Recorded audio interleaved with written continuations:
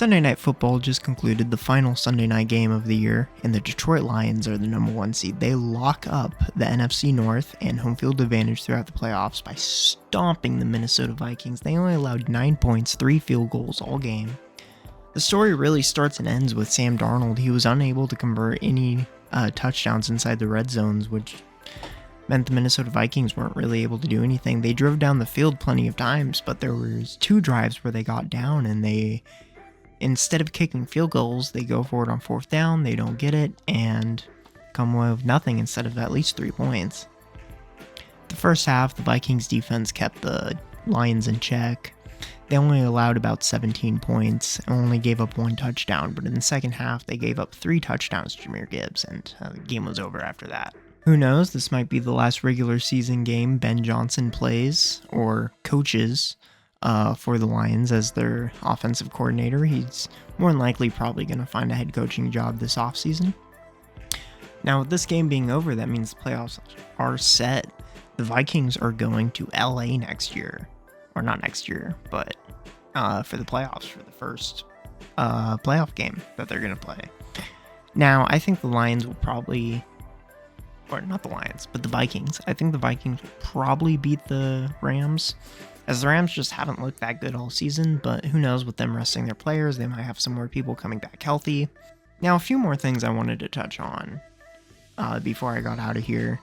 The Broncos are getting their first playoff appearance since 2015 when they won the Super Bowl against the Panthers.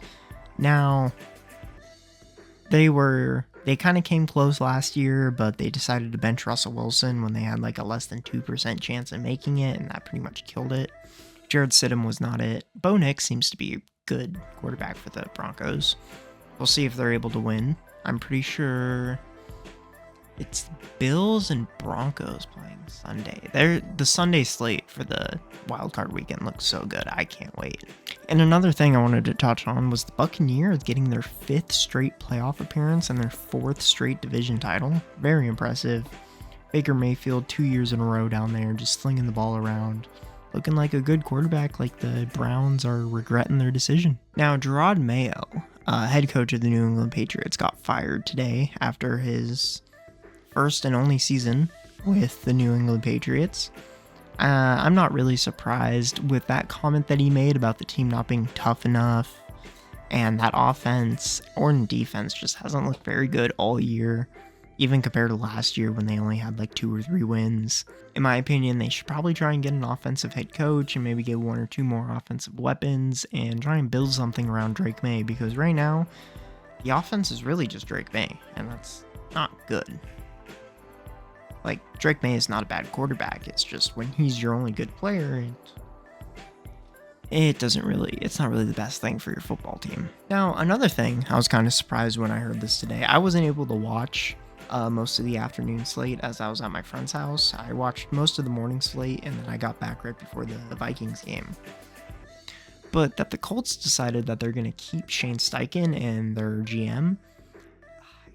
I don't know how I feel about that. Like, I think Shane Steichen's a good coach. He's definitely a good offensive coordinator. He's almost made the playoffs with subpar quarterback play.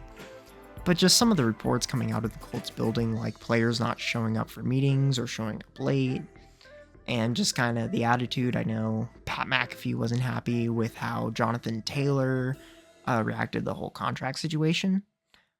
So I don't really know if it was the best move, but Jim Irsay, he's owned the team for a while. I guess if this is how he wants to do it, this is how he wants to do it. And there's nothing really we can say. I feel bad for teams with bad ownership and can't fire the owner. And the last thing I wanted to touch on today before we get out here is Tyreek Hill opening up the door to getting out of Miami. He obviously is an amazing level player. Last year in 2023, he was up for the MVP discussion, if I remember correctly. And in my opinion, he makes Tua look a lot better than Tua probably is. Like, Tua is a good quarterback, but Tyreek Hill makes him look that much better. And if Tyreek Hill went to a team with a real quarterback, let's say Hill signed a cheap deal with the Commanders and went and competed with Jaden Daniels, that would be a scary. I don't think the Cowboys or the Eagles would want to deal with Tyreek Hill in their division. Maybe he goes back to the Chiefs, even though I don't really see that happening. The Chargers could be an interesting destination for him.